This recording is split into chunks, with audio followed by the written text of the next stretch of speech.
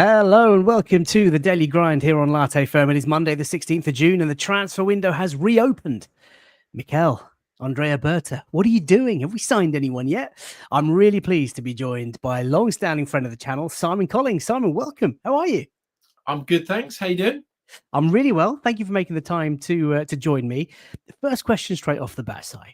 I know you're in the journalism world. You're in the journalism game. How mind-numbingly, excruciatingly, painfully boring must this sort of mid-season be for you, creating content based on a whiff or a rumor or some news that you might have got? Do you enjoy this time of year?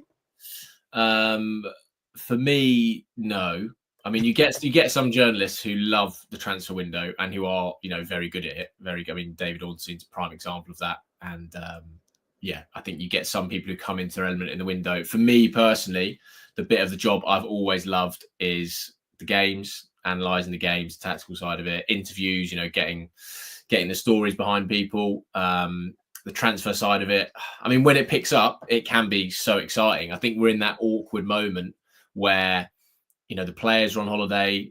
I'm going on holiday because this is about as quiet a time as you get. Because there is, when we talk about the calendar being crazy, but this is about, unless you're at the Club World Cup, this is literally the sort of 2-3 weeks where you can get a bit of a break. But it is tough. I think it is, particularly for even yourself, producing content on a channel, things to talk about. It is difficult. And I think it's the same for fans, because when there's nothing new, there's nothing fans talk about. So it is a difficult time.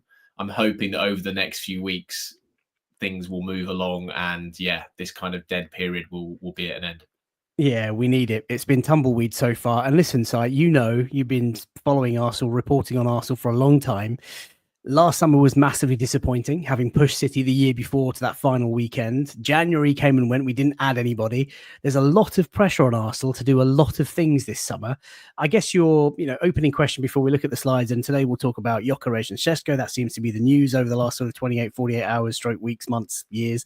We'll talk about wide men. We'll talk about Miles Lewis-Skelly, who's been linked with a move to Real Madrid. Want to get your thoughts on that, or maybe just laugh at it. But just before we tuck into that, I mean, are you expecting Arsenal to make big moves this summer? Are you expecting us to finally have that window that we've craved for year after year, finally get us over the line? Yeah, I think it'll be different to last year's window. For me, from what you sort of hear externally from people in the game, it feels like it'll be more like a window sort of 2 years ago, which was obviously, the Havertz, Timber, Rice, and then Raya late on window. I would be stunned, and I think this is hardly a shock statement, but if the window closes and Arsenal do not have a striker, I think that has been something that has been needed for ages. And I think particularly after January, I don't think there's a possible way where you can go through a window and not sign a striker. I think January is about the last time where you could say, there wasn't someone there, the fee wasn't right for Watkins. I don't think that'll wash with anyone now. And beyond that, you talk about a long list of things to do. I think they've needed a wide player for a year. They've obviously Mendy's coming in midfield. That'll be an issue resolved there. I think defensive, you might need more cover there. The goalkeeper looks like it's coming in, and then there's contract renewal. So it is a massive, massive summer. I think that's why it was big that they got Berta in, with months to go before the window. If you speak to agents, there's very few agents who haven't spoken to him. He's a very busy man. Seems like he wants to be sort of across everything and getting involved in everything. I think it is probably, it feels like one of the biggest summers they've had under Arteta. I know that 2023 summer was huge in terms of what they did, but I'm struggling to think of a window where they've gone in with the fan base having such expectations as they do this time, and also such sort of need and clamour for things to get done. Mate, I hear you loud and clear. And like I say, we talk about it being, this is the summer that Arsenal finally go and do it. But there is a feeling, there is an optimism, maybe a romantic optimism around the fan base about something actually happening. By the way, lots of really kind messages in the chat about the Daily Grind.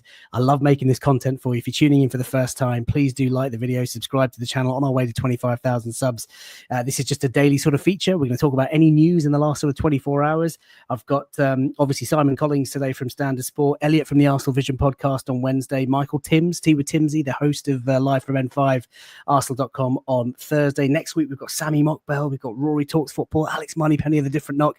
Stay here. This is where you want to get all the stuff. Right. You mentioned strikers, Simon. Let's talk about that. So look, you saw the news yesterday. Sesko, Gyökeres, you just mentioned it, actually. Berta is keeping all fingers in all pies. There's a lot of talk about how he's maybe sort of flirting with the idea of all three of these, and then they will decide to push the button on the one that they want nearer the time. Asking you as a journalist, as someone who's watched football, and you actually wrote a story, just a few days ago about Arsenal being in talks with Leipzig about Sesko. Which way do you think this is going to go? And I've just chucked in Ollie Watkins there as a, I guess, less expensive alternative. We know he's an Arsenal fan from childhood. We know there was talks maybe in January about a potential move. Could it finally happen this summer? Yeah, I mean, this is the big question, isn't it? That's on everyone's lips. I mean, Watkins was one in January. I wasn't really sold on it, particularly when I think the fee was being mooted 60 million. Then it came out that Arsenal bid 40, and it kind of was, a bit more palatable. I've grown to like it more now because I can see the attraction from sort of Premier League ready. I think he would step up. He's obviously boyhood Arsenal fan. The Sesko Gyökeres debate. Yeah, I mean it's those two deals are so difficult. There's so much noise going on, and you'd have probably noticed yourself. I mean, a lot of the stuff's coming out of Portugal. I think in the UK, I don't think there's many of us journalists here who've written much on what's gone with Gyökeres. It's just, it's kind of one of those where if you can't double source it and get the information, you can't run anything. On the Sesko side, I've basically been told if Arsenal do want to sign him, it'll be around £70 million there or thereabouts. That's what Leipzig want anyway. Whether Arsenal end up paying, that's different, or whether they go for him is different. I always thought personally they would go for Sesko just because a year ago they were fully aligned. Recruitment staff, and that was the player they wanted, and they were ready to pull the trigger. And Arteta even said, I think it was a couple of press conferences ago, he said, look, we were fully aligned. It wasn't a case of we knew the player they wanted. So I always thought going into this window, he was the one they want because they wanted him a year ago. And what's changed? You could argue Berta's come in. He might have different ideas. You could argue Gyökeres has been so good that they just think, that wasn't a one-off season. He's that good a player. If it was me, I would go for Sesko personally. I just think with the age and I think Arteta's track record of improving young players would also attract me to him.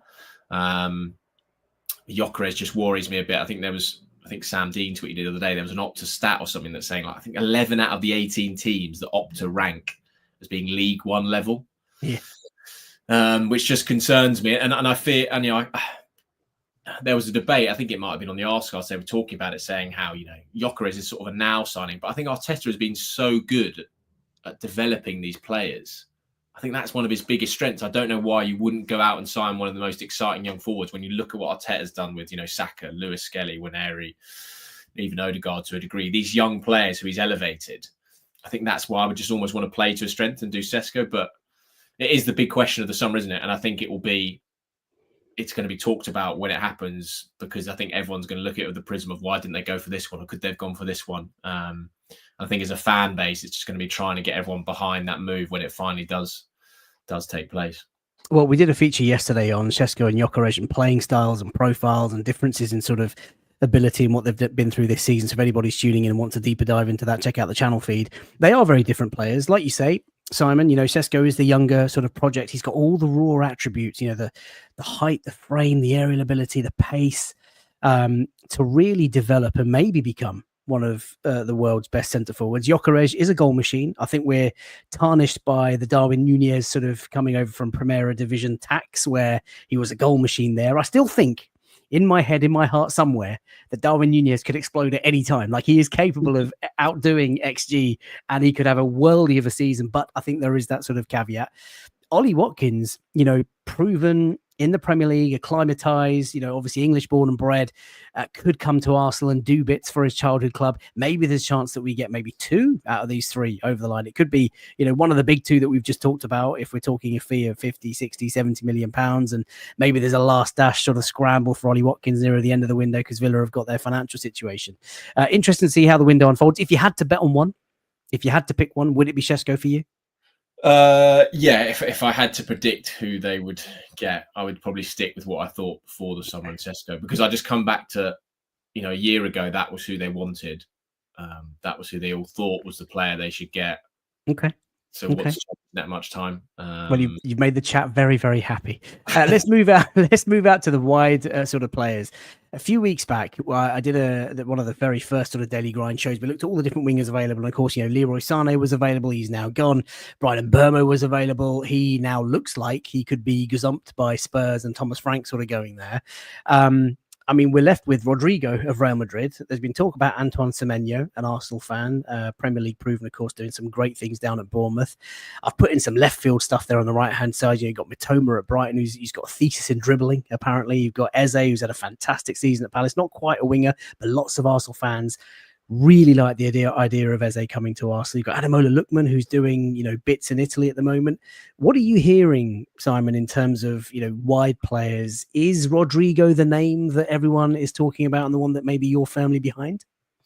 I mean, I would love Rodrigo. I think he'd be an incredible signing. From what I've sort of read in Spain, I think the issue will come down to if Alonso, makes it clear to him how he fits into his project. And then I think if Alonso hadn't come in, I think it would have been easier because it was quite defined what his role was under Ancelotti. But I think Alonso could change that. My concern would be the sort of fee involved, wages. It's going to be a lot of money. It's going to be a sort of big ticket signing. But I think I was saying this the other day when I was on a different podcast, how in that team, the left wing is probably the one side where, if you're just talking purely on first 11, that is the one position that you can properly upgrade. I think everywhere else you'd say is, even with the striker one, I think, to get a better striker than Havertz will be tough. But I think that left wing you could upgrade. So I would love Rodrigo. The other ones there, I mean, Eze would be a great story, wouldn't it?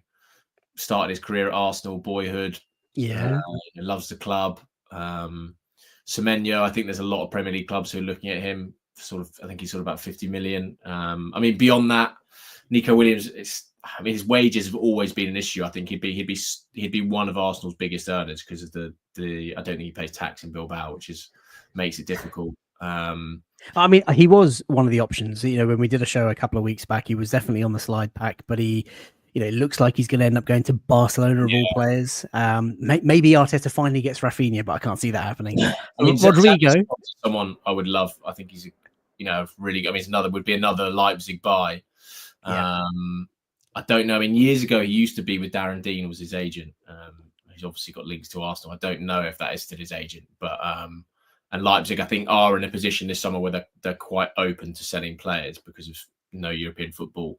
And I for this position, I would also think it would be quite good to have someone of that versatility who could play, left, maybe right, maybe 10. Like if you signed an Eze, you could play him left, but you could easily play him, number 8. You could play him off the front man. I kind of feel with that forward addition to have someone who is versatile, which again Rodrigo would fit, would be a big bonus for this squad. But it's a clear thing that Arsenal definitely want. I think the striker is obviously their priority, but I think they have made it clear to sort of the market that they want a wide player as well, which I think everyone admits they've needed for a year. I think so. I think you're absolutely right. Rodrigo is a needle mover. So many people in the chat have talked about it. Look, if he's available, technically so sound. I've said it a couple of times. My only question is, when a player moves away from Real Madrid, having won the lot, what's the motivation like? But he's still a young boy. Coming to England, he's got the Brazilian contingent, the Spanish-speaking sort of people in the squad. I think he'd settle in quite nicely. Weather seems to be getting warmer as well year on year.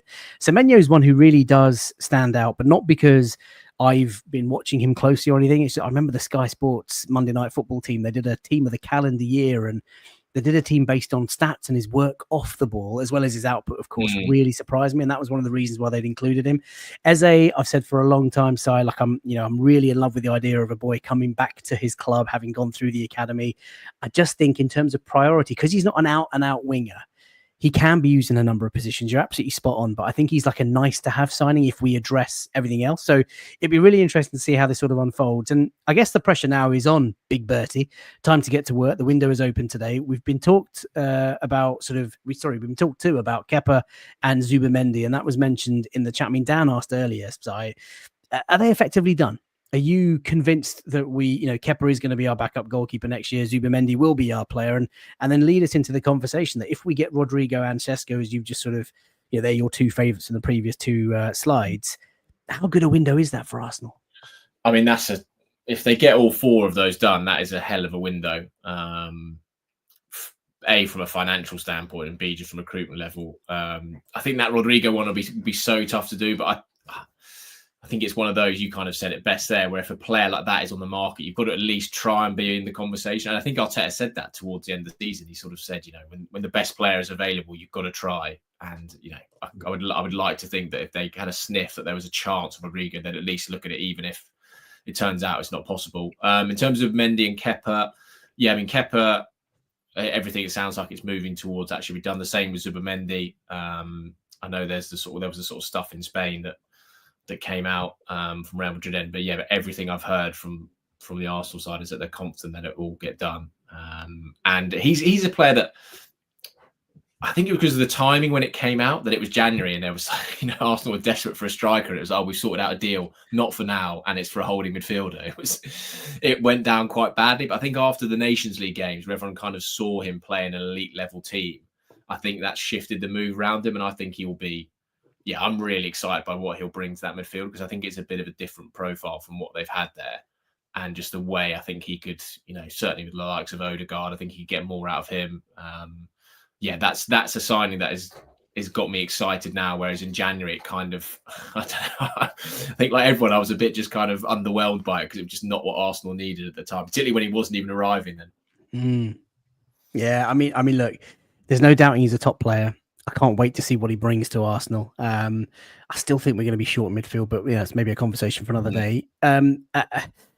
There's obviously a lot of noise around Thomas Partey and everything that's sort of gone on over the last sort of couple of years or so. Football-wise, available last year, is on the official release list, but I think the club are still working on a contract extension. Are you hearing anything of that ilk? Is there any chance that we might let him go? All I know is that his preference is that he wants to stay. I think he'd sign a 1+1. If not, Atletico, Barca and Juve were the sort of European clubs that were looking at him. Saudi, he had some interest from as well. But everything I'd heard, for the last few months is that ideally he wants to stay. Whether that's the case or not remains to be seen. But I think that will dictate a lot what Arsenal's business is like in midfield, because I think there is an argument that they're short anyway. But I think if he does go, I think they're definitely going to have to go into the market. Yeah, I think so. And Mohamed Zakaria with some excellent shouts today says, get the French midfielder from Seville. Presumably talking about Lucien Agume. What a great player he would be. He's certainly someone that I've got my eyes on. Let's talk about potential departures, Si, just before we sort of wrap up and maybe take one or two questions from the chat. There's been an audacious sort of link recently about Miles Lewis-Skelly being eyed up by Real Madrid as a potential Galactico to add to their ever-talented squad. I mean, look, he's burst onto the scene. First of all, just a few words on your thoughts on the player. I mean, he came into the squad September, forced in through injury. I think it's fair to say that there's probably not one Arsenal fan out there, unless you're someone like George Bird, who's been watching, the youth since forever, that could have predicted this stock rising. I mean, the guy has pulled up trees and he's now established himself as first choice left back for England. I mean, A, what a breakout sort of season for the young boy, and B, can you see any legs in this? Surely Arsenal are going to time up to a long-term deal. Yeah, I mean, Arsenal, both him and Nwaneri, that is one of their priorities for this window. And I mean, the interesting Lewis Skelly is, I remember, I think it was a couple of years ago, there was sort of stories surfacing that Nwaneri might not sign a scholarship and he might leave. I think City were after him, Chelsea. And someone else said, it would be a big blow, but we've got Miles. And they were always keen to point out, this. Don't forget Miles when you talk about Ethan. I think Ethan got a lot of the sort of headlines when they were coming through the academy because he played further forward, he scores the goals, But Miles was certainly always touted for the top. I think no one could have predicted it would be this rapid and at left back. I think that's been remarkable. Wouldn't shock me that Real Madrid were interested in him. I think if every big club in the world would see him and be like, wow, if we could have this 18-year-old, we would absolutely do it. For Arsenal, I mean, he's, he loves the club, doesn't he? He's also developed kind of like it's quite early to say it, but he's almost like kind of a cult hero sort of level. Yeah, yeah, he is. Fans absolutely love him. And I mean, there's bad things that could happen in the summer window, but like losing him would be close to, it kind of would be unthinkable, really. And I it's not to say I think will happen at all. I think Arsenal will tie those two players down. I think for him as well, you're basically first team at Arsenal playing every week. it's a club you love. You've got a World Cup coming up in a year. Yeah, and I think I know Arsenal. There was a lot of talk, obviously, going about Saka, Saliba, and stuff, but they viewed these two, getting them down, as just as important. They see them as first team players, first team squad players anyway. And I think that'll go down very well when he signs a new deal. Yeah, well, I hope so. I hope it's a matter of when and not if. But you mentioned it earlier. Bert has got some real challenges on his hands in terms of coaching staff. He's nailed those down. Gabriel Magalhaes, we've seen with that contract extension, hopefully more favourable to come in the likes of Saliba and Saka. But these youngsters, I mean, I don't know if this is gossip that's being sort of leaked out by maybe the agent side of Miles Lewis-Skelly to try and get the highest potential contract offering. But what he's done in a very short space of time is nothing but phenomenal. And with the injuries that we've got, Tierney's left, Zinchenko apparently being sort of flirting with the idea of going to Italy. This guy is going to be our first choice left back next season, subject to Ricky Calafiori coming in and doing something sensational, and potentially Jarell Hato out at Ajax is someone that we've been linked with for some time. So one to watch. So I want to end on and chat. Listen, there's hundreds of you that have tuned into tonight's show. Really appreciate it. Please do drop a like on the video, subscribe if you're new. If you've got one or two questions that we can take very quickly for Si, let me know. But I want to kind of end on, future, I guess, departures in this window. Are there any players that you might think could be a potential sort of shock exit for us? I mean, look, we're talking about Jakub Kiwior. I think everyone's expecting maybe if there's a sensational offer, potentially we let him go. Likewise with Zinchenko, we've just talked about. Jorginho's left on a free. I think Fabio Vieira is at the Club World Cup, and we're flirting with the idea of maybe integrating him into the squad next season. Who knows? But could someone like a Martinelli, could someone like I heard Riccardo Calafiori's getting some interest in Italy. If an Italian club came in for him, would Arsenal maybe have their heads turned? Like, are you anticipating maybe a big departure? It's difficult to say. I mean, Calafiori is I think on his side, he's got no desire to go back to Italy or stop. I think he appreciated he had a difficult season, but I think from him, he's absolutely determined to make it here. So I don't think he's got. I should hope so. He's probably the closest thing that we have in our squad that rivals your hair. That's all I'm saying.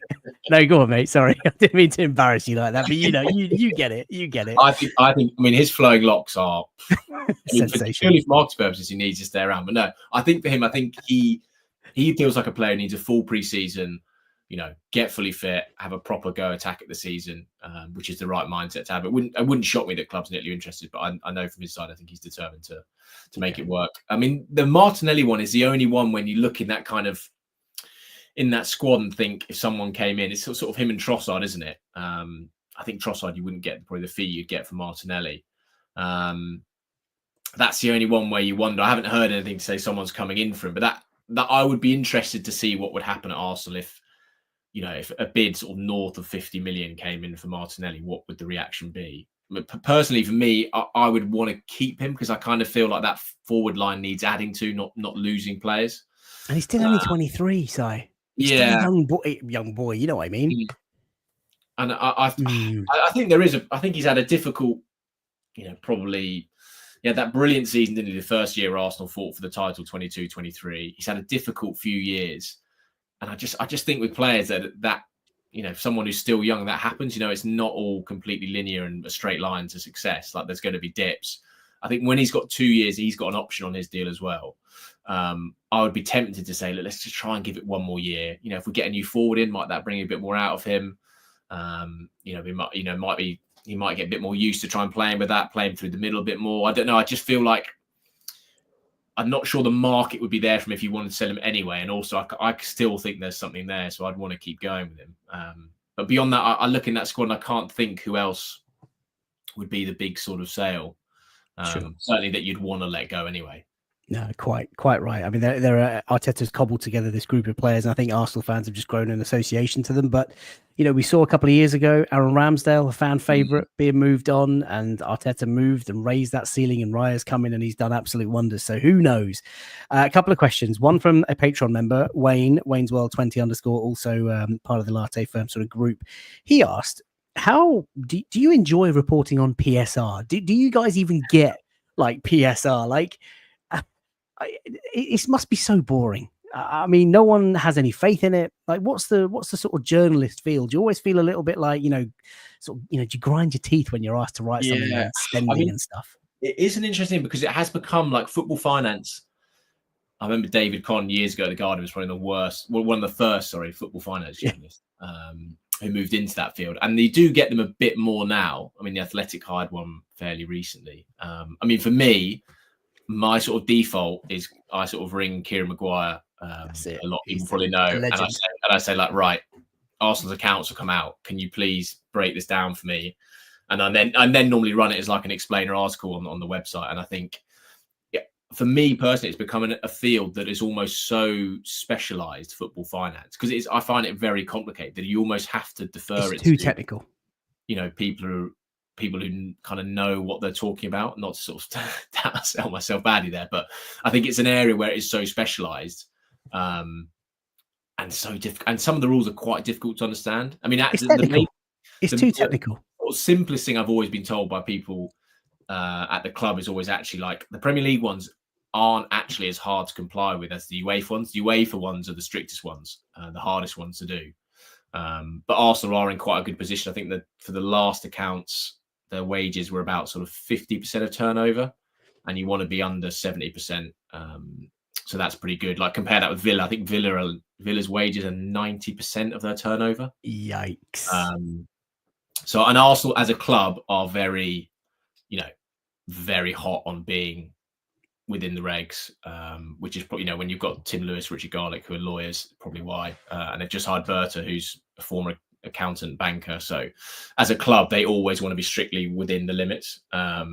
Whereas some others, obviously, seen some creative ways to get around it. But it is now, I think, such a specialized field that you almost have journalists now who just solely basically cover football finance because it is such a big part of the game. No, you're absolutely right. Kieran Maguire has been a very kind guest on Latte Foam over the sort of years. I'm going to get him back this summer. What you're saying, basically, Simon, is that we've got £500 million to spend. We're going to make a really cheap offer for Morgan Rogers and Nab our man in a couple of weeks' time. Thank you for that. Exclusive right there. Last question, and this is from Mark, and I hope he's wrong. He says, Tommy has a serious condition and no one is reporting it. Do you have any news? I mean, I think the latest that we've got from Tomiyasu is that he's out for the calendar year. He's recovering on his own. Most of his family, of course, overseas. It must be quite a solitary sort of place for him to be. But have you heard anything about maybe a potential setback or maybe something even more long term? Yeah, no. I think it was a knee issue. I'm trying to remember what the club statement said when they put it out. There was a knee issue, and he was going to be back end of the year. Yeah, I know. For part of it, he was definitely. I don't know if he went back to Japan, but he was kind of given. Yeah, he was basically sent away to do part of his work and rehab. I think just to get almost a change of scenery, kind of, such a long time out. I mean, his career at Arsenal's been blighted by injuries, isn't it? It's so sad. So, and I did kind of wonder because even when they did the lap of appreciation on the final home game of the season, I don't think he was in that either. I can't remember, but everything about Tomiyasu's circumstances just make me so sad. Yeah, we know how good a footballer he is, and he seems like such a simple, humble, sort of down to earth sort of chap. And even the thought of he's one of us, right? But the thought of him recovering away from his family, because we forget like the human side of serious football injury, especially when you're playing away from home. He relocated to Italy. He was obviously out there for a number of years, came to England. And to be going through such a horrific time, all he wants to do is play football. It's not his fault. Do you know what I mean? So I find it really sad. Mark, I hope that answers your question. I hope there's nothing serious. I hope he is back at the end of the calendar year. But Arsenal, I think, would do well to think about just strengthening up that left-hand side to make sure that we've got cover for him. Listen, Simon, it's been an absolute pleasure to have you on today's show. Really appreciate it. Where can people find you and your work? I'm on X at SR_Collings. I'm on Blue Sky as well. And then you can read my work on the Standard website, standard.co.uk. Excellent. Thank you for that. I hear you're going to Italy on your travels. Yes. Have a fantastic holiday, my friend. When are you back? I am back on the 30th of June. So I'm severely hoping I will return to just some movement, just some life. Everything done and dusted, and then pre-season starts. I'm sure that in the next 2 weeks there will be some signs of life. Brilliant. Let's hope so. Thank you, Simon. It's been fantastic. Chat, listen, you guys have been great, really active. Do drop a like on the video and subscribe to the channel if you're new before you go. A reminder, Elliot from the Arsenal Vision podcast on Wednesday, Michael Timms, Tea with Timsy, and the Live from N5 host throughout the season will be with me on Thursday. We've also got a special guest, Alice, who is a Manchester United fan, has a big YouTube channel, will be joining me on Saturday just to talk about United and how their summer is unfolding and a season to forget for them. And then next week we go again. We've got Rory Talks Football. We've got Sammy Mockbell of the BBC. We've got Alexander Moneypenny of the Different Knock, and Art de Roche will be doing a special feature on the young guns at Arsenal Football Club next Friday. Loads of content. What is there not to like? Are you not entertained? Right. Look after yourselves. Take care of yourselves. Until next time, and Simon, bye for now.